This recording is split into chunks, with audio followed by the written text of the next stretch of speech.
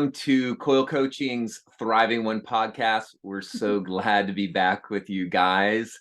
It's been a hot minute. It has been. Life's been wild and crazy, but we're so glad to be with you guys, and we got a great topic for you today.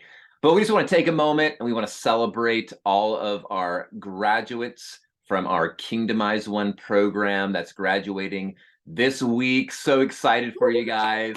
So proud of you for investing this last 6 months into your personal journey, your personal development, growing as your own leadership and who you are. So proud of you guys. It's been a blast, and we look forward to doing community with you moving forward.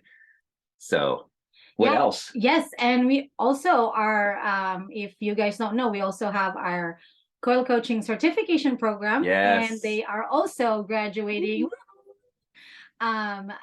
Thank you so much for investing in your leadership, leadership skills and just coaching skills. You know, I do believe that you are going to change your world, the world around you. So we are so proud of you, and we look forward to our next wave of students too. So that's coming up. Yeah, it's coming up in the first week of April, as my mind went blank there for a moment. The first week of April. That's the general idea, but you will be hearing about it, and you will be seeing some posts on like some of the testimonies that came out from this class and the previous class. It's just a really, really good investment. So. So Kingdomize One and our coaching program will be starting back up again in April. But we're super excited because these people that you guys that are going through the program, it's not just the program, but we're doing community afterwards, because that's really our heart, is to build a thriving community of people that are supporting one another and encouraging one another in their personal calling and destiny, and doing life and relationship together. Loving it. Yeah, supporting one another. And speaking of community, Coil Coaching Women, where are my women out there? Women. So it's been a great year. We've had Coil Coaching Women for 10 months now, and that means we are coming up on our first year anniversary in March. So we have grown now to over 400 women from 34 or 35 nations. I forget now, but we are thriving. It's a thriving group of women from all over the world, which is our heart, you know, to be able to create a community from all over the world. Wherever you are, you can join in. So if you are not yet, we have a Facebook group. Just go find Coil Coaching Women and get added on in there. We have some great things happening. We have devotionals going on this month, and next month be on the lookout, because Coil Coaching with Coil Coaching Women and some other friends of ours, we are brewing something in the background, and we would love to invite you guys to be a part of it. But it is still a surprise for now. We will let you know though. So for sure. And if you haven't already, jump on and follow us on Facebook. Obviously, if you're watching this or listening to it, we're on YouTube, and we're on Instagram. If you'd like to get on our mailing list and hear about when things are starting and what's going on, please go onto our website, coilcoaching.com. Send us an email that you'd like to connect, and we would love to get you on our mailing list so you can actually keep up with what's going on. We got quite a few trips that are going on. Lindsay's going to be traveling. We're going to be traveling as a family and speaking in some different places, and so super excited about that. We'd love to see you guys there. Absolutely. Yay. So today we're going to be talking about a topic that I've been thinking about for a while and been wanting to do, and that is growing in discernment. That's good. And as my daughter would say, dun dun dun, whenever there's like this moment, she always so funny. But growing in discernment is one of these skill sets that I think is so key to us, no matter who you are in your life. I think that we use discernment constantly, but it's so easy to get our discernment crossed, or if we're making a decision to think it's one way, but it's really another way. So it's just, how do we bring clarity and practice discernment? And discernment can be used in many areas, which we're going to get into. But just to kind of start off this topic, I just want to quickly just kind of give a definition to lay some groundwork, because you say discernment and people could think of all kinds of different things. Yeah, I mean, even before we were chatting, Lindsay had some great ideas for our next podcast that we're going to probably split this up into two topics or two segments, because it's a really deep, important segment in learning to live a thriving life, being a leader, being a husband, being a wife, etc. So parents for sure. Constantly using my discernment with Madison. So am I showing up? Am I being present? Yeah. But good. Let me give you guys just a quick, what is the definition of discernment? Okay, to lay our foundation for today's thought. First, the first two words that come to mind for discernment is perception or judgment. So not judgment as in judging someone, but having good judgment, or the ability to judge well. And for perception, it's perception in the absence of judgment. So perception with a view to obtain spiritual direction or understanding. And I wouldn't limit it to just spiritual direction, but I would open it up to kind of like your soul, even your body, in relationships. Like when you use your judgment or your logic to figure something out, you're discerning right from wrong, or what should I do here, or what should I do there. And the reality is that sometimes we don't know what the right answer is, because maybe there's two good answers, but what is the right one? It's like, could be like, maybe you're deciding on a job, or maybe you're deciding on, who you're going to date next, or, there's so many different ways to move forward in this. Should I stay in a relationship? Should I not? Right. And so when there's a lot of good, there's a good and a bad, that's easy to figure out. But when there's two goods, it's you're not really sure. So a lot of times using perception in discernment is that next ability. So when there's not the ability to logic it out, how are you using your spirit man, your spiritual discernment, to actually make the right decision? That's good. Perception is the other main word. I was just kind of hitting on that, but perception is to understand. So in using discernment, how am I perceiving something? How am I understanding it so I can make good choices and good decisions.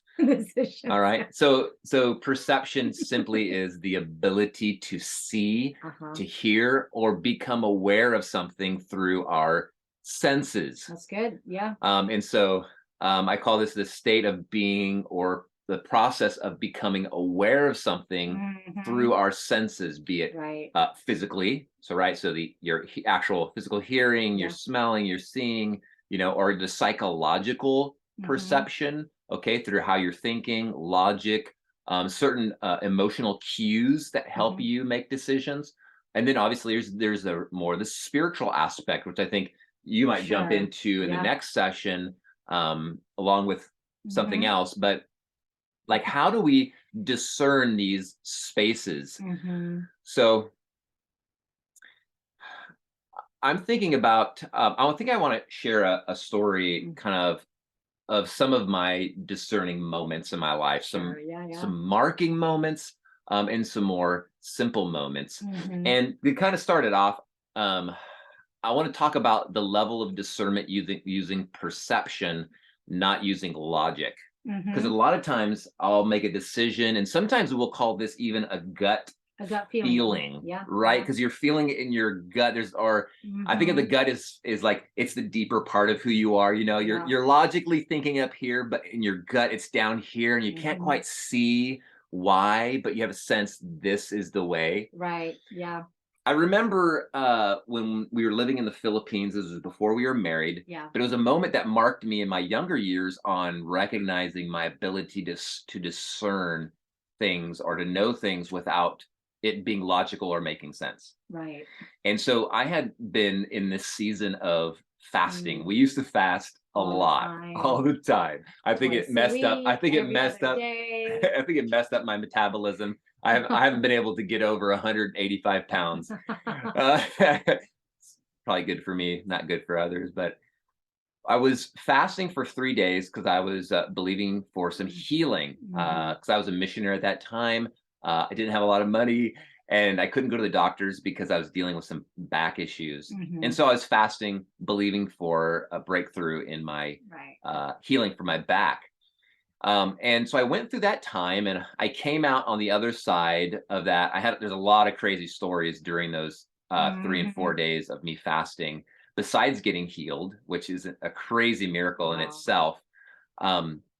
But I have been visiting one of our youth leaders because we had a youth ministry at that time, and he had one of his sisters visiting him, and she was wearing baggy clothes and she was holding a pillow over the front of her when I met her, and when I went to meet her at their house at my youth leader's house, I all of a sudden this thought, very strong, very vivid, it felt loud. You ever have a thought in your head that's like loud, but it doesn't make sense while it's there?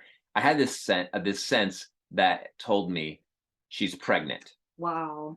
And I remember that. It was I hilarious. Remember that, yeah. Yeah, it was hilarious because I remember in the moment, I don't know if you've ever done this before, but I'm meeting her and this thought comes into my mind that I'm like, why would I think this? And I started rebuking the thought in my mind. I'm like, get out of my head. Why am I thinking this? Right. And it wasn't, but I think it was like the very next day. It was very near. Yeah, it was like the next day or the day after that. She didn't tell her brother, so nobody knew that she was pregnant because she was hiding it. And I don't know if she was malnourished or however played out. Her body frame was just a type of frame that could hide it. The baby was very light when it was born. So I don't know if it was an early birth. It could have been. I can't remember all the details of how it played out, but it was enough where the brother didn't know. So he didn't know. And she started complaining that day or two after that she had to go to the hospital. So the brother took her there and then she went into labor and then had a baby. He was shocked because for some reason, she didn't want to tell him. I don't know if she was ashamed or what was going on. That's probably but so she ends up giving birth. And then, it was that day or two after, once she has that, this youth leader tells me, and in my mind, I was like, I knew it. I knew it. And I would say I wasn't always, or still not always, like the deep spiritual discerning person. I'm more of a logic person. But there was deep sense awareness. And because of kind of what I was learning, God was teaching me in that season, I really tuned into what was happening in that moment. And I've got a lot of other different stories and to that, but I wanted to use that as an example that a lot of times, discernment isn't related to having good judgment on making a decision. A lot of times it's about understanding what information's coming through the space of our mind or the space of your spirit. So that information space, I call it the imagination space.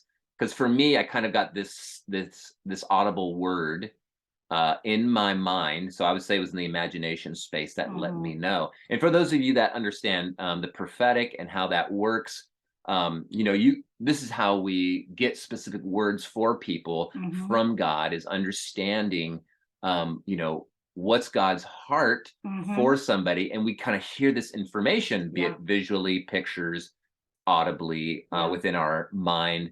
Or we call it our spirit. It's that knowing space where we can know it, but we don't understand why we know. Yeah, I kind of have a similar experience. I have many stories. Yes, you have many stories. I have many stories, but this one is in particular, it involved me. Like a lot of the times with discernment, we somehow also are wired to discern for others. I think like it's a beautiful picture of, I've been using this analogy of a butterfly, where for a butterfly, the butterfly can't see the beauty of its own wings, right? Because the like you have the wings, and then but other people can.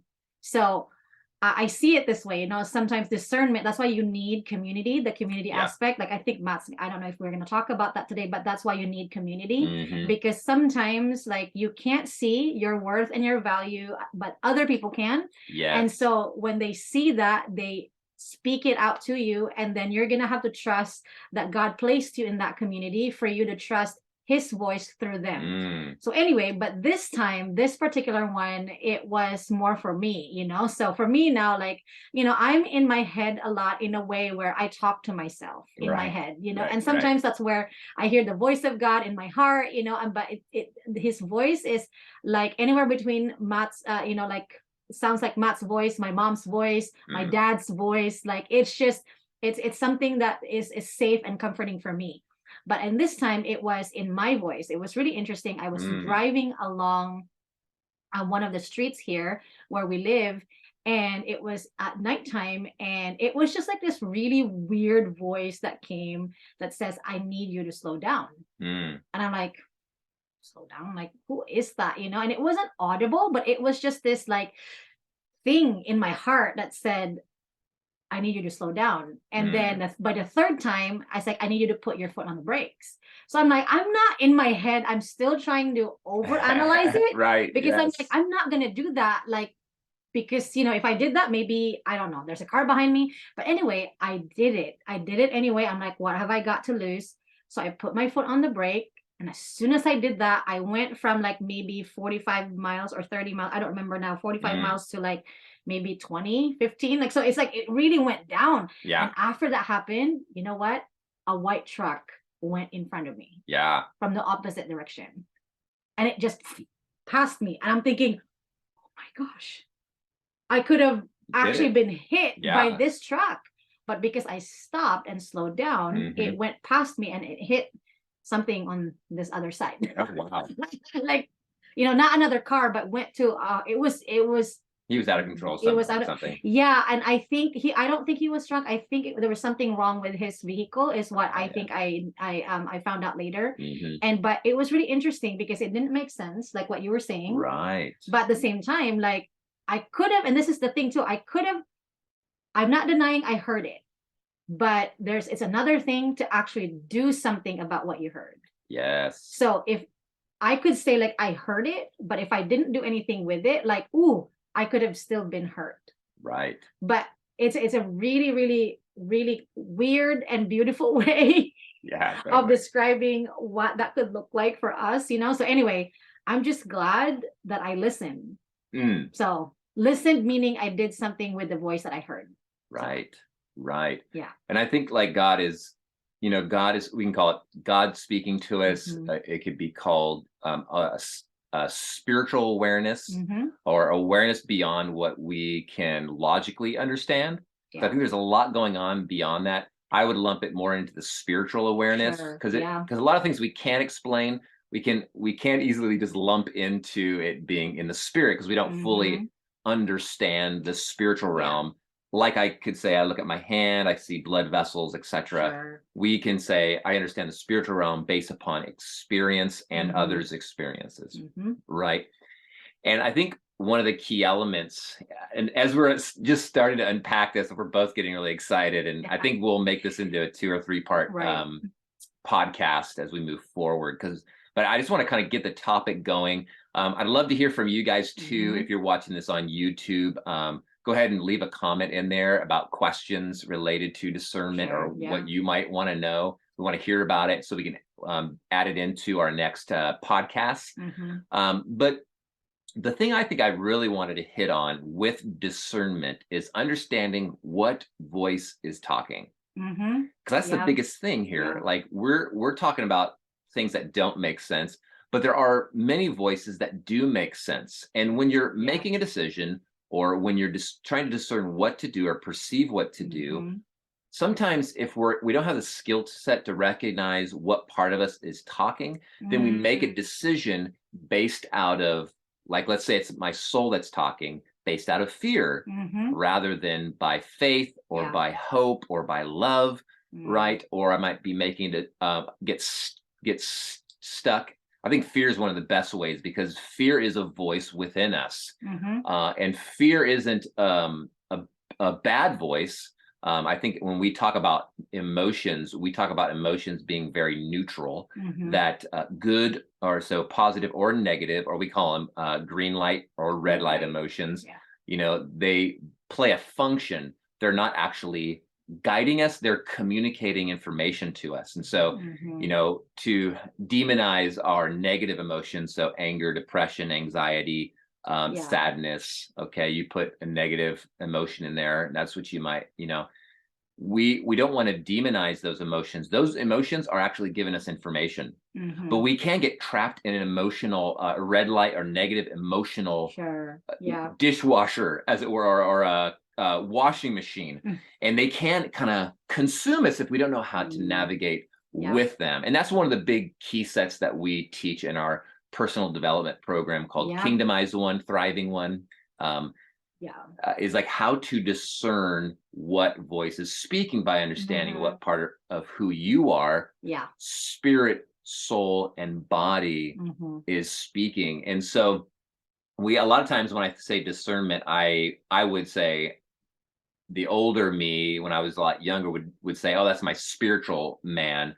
That would my perceiving, that's my spiritual man. But as I grew and matured as a leader, I recognized how to function and listen to what voice is speaking. And so what I mean by what voice, there's nuances to this, but to kind of sum it up, our spirit man is speaking and giving us information. Our soul man is giving us information, and our body is giving us information. And so it's easy to confuse or cross the wires and make the wrong decision or an unhelpful decision when moving forward. And so my story, it was simple, it was silly, it was like there was no reason for me to know this, I think, other than God was teaching me how to be sensitive to, you could call it his voice, his leading, but understanding that there are different parts of us that are speaking. And so for me, so the spiritual sense, I was tuning into God's voice or the leading of the Holy Spirit, whatever you might want to call it. And I thought it was my soul that was speaking, right? So I thought it was an idea in my head that I was coming up with randomly, and I didn't know why. So I think, like you, I talked to myself. I think we all talk to ourselves, right? And so, like, why would I be thinking that? Why would I be even going there? Holy Spirit was trying to teach my spirit man, because I was focusing it on just before that, I was really focusing on the awareness of the spirit arena, as I would say. And I was like, I started understanding, oh, this is another portion of discernment, is what voice is speaking. And so as we kind of move forward in this topic, I want to challenge you guys as you move forward in your discernment, is how can you grow in recognizing what voice is speaking to you, spirit, soul, or your body.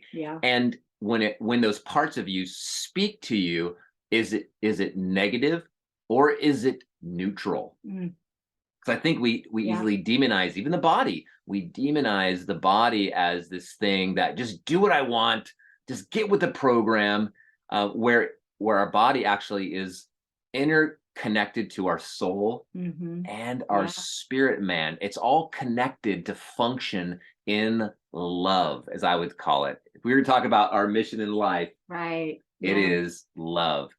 So as we're kind of wrapping this time up, we'll jump into it again next time. But I want to hear, I'm curious on, what are some of your stories? What have you experienced that didn't make sense, but then made sense later? How have you walked in discernment? So I think that's an important question, because maybe at the moment, like what Matt's experience was in my example earlier, that at the moment you may have not understood why you were hearing what you're hearing, and it may not logically make any sense. But if you feel like, oh, later on, like, oh, now I know why I heard that or why I did that, and because that's going to help you in your future and the way that you actually make decisions, as you continue to submit into that, like as you continue to hone in on that gift or that skill, it's like you tend to, like when you have enough history with a certain gift, with a certain person, you tend to trust that gift and trust that person, you know. So it's discernment, it's the same way, you know. If you've had a bad taste of discernment and that's all the stories you have, and so therefore you're not going to touch it, you're going to be like, I don't want any of it.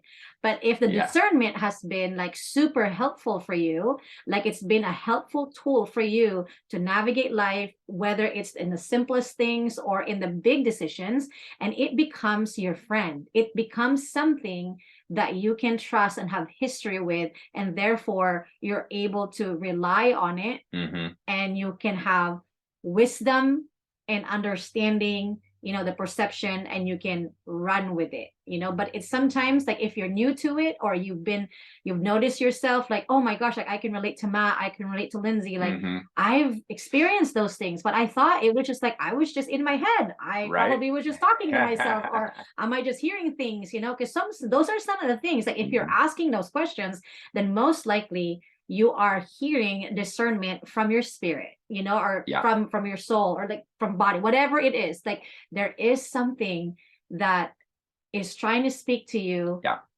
and you are trying to discern, you know, like you're trying to decipher what's happening. So if you're asking those questions, and if you have stories that are similar to ours, we can share some more in our next podcast. But yeah, please share them. And please, you know, say like, oh yeah, I relate to that. And then if you have any questions, yes, we would definitely love to hear from you. Yes. So for now, you guys, if you're interested in growing in discernment, I would highly encourage you guys to check out our Kingdomized One program. We cover understanding your identity, destiny, and relationships, growing in understanding your spirit, soul, and body, how to discern and grow in who you are. Go check it out on our website, quailcoaching.com, under our programs and Kingdomized One. But until then, we'll see you guys soon. Bye-bye.